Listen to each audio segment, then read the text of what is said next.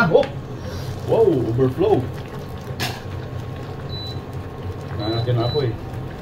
Wow. Ito na. Nag-overflow na siya eh.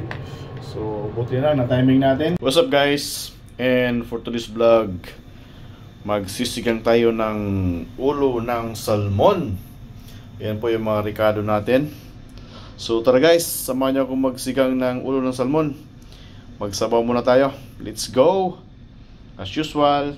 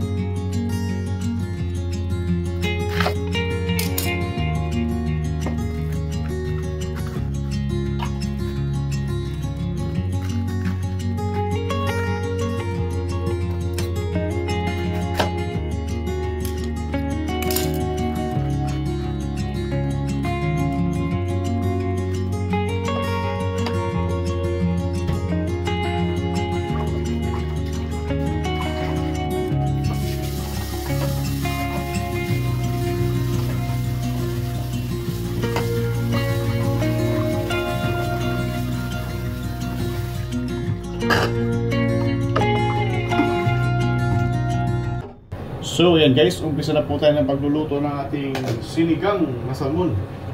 Papainit tayo ng tubig guys. At before may ito tubig guys, lagyan na tayo ng lemongrass, luya, saka sibuyas. Ayan, sibuyas, dami.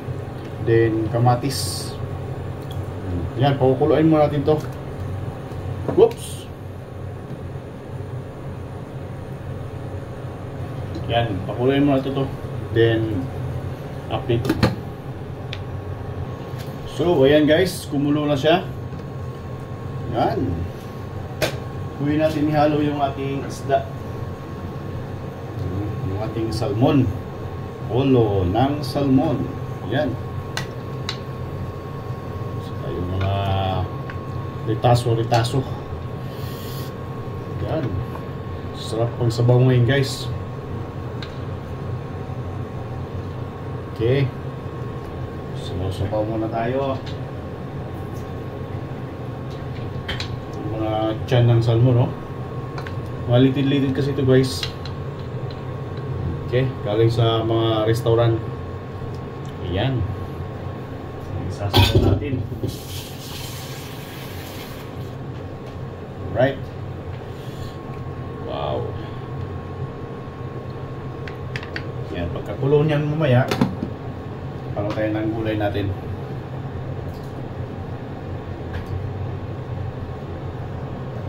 So ayan guys, kumulo na siya.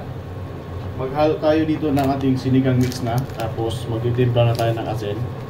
Saka na tayo maglagay ng gulay. Ayan. Sinigang sa ano to? Kipon. Isang palok. Ayan. Ayan. Goods na yan. Then asin. Yan, no? Ganda ng pagka ano natin, no?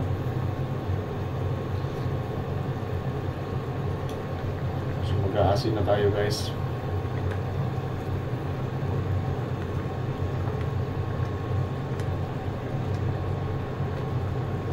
Wow. Tagal na kulit na pagsabaw ng salmon.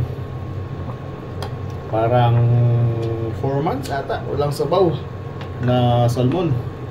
Ayan guys, so tikman natin para mamaya di na tayo magano, tuloy-tuloy na yung mixing natin ng gulay.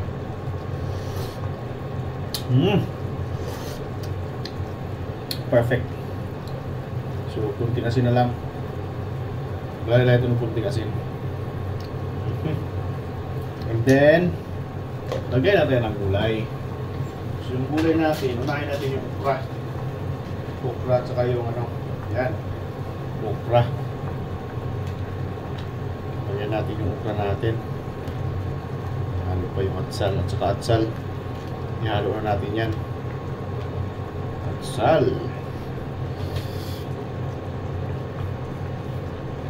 Ikat lang muna natin yung atsal natin kasi malalaki. Okay. Pinagpabango ng ating sabaw. Yan, atsal. Doon. Yan guys. Overload na naman to. So, mayroon pa tayong yung ating talbos at saka pichay.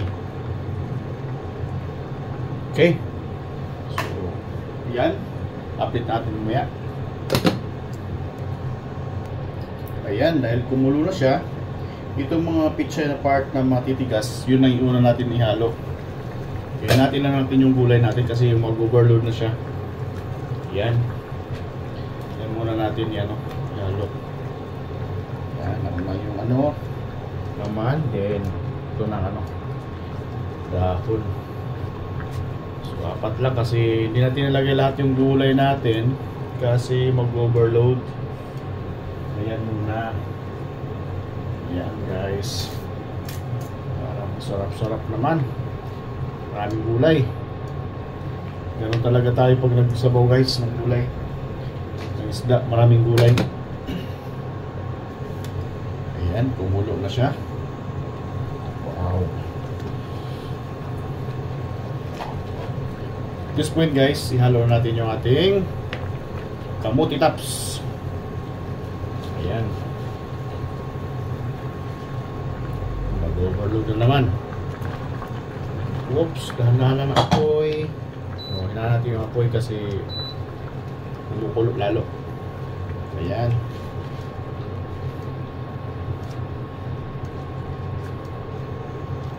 Ayan, may nakapoy na. So, nag-overload siya eh. Masyadong kumulo. Alright. Sarap-sarap na naman si Gigi pa sa sabaw. Dahil sa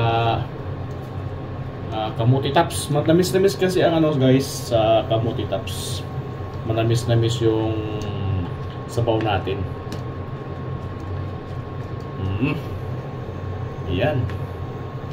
Goods na to. After 2 minutes, goods na to guys. Ayan. Alright. Busog na naman si Gigi Ban ito. Okay.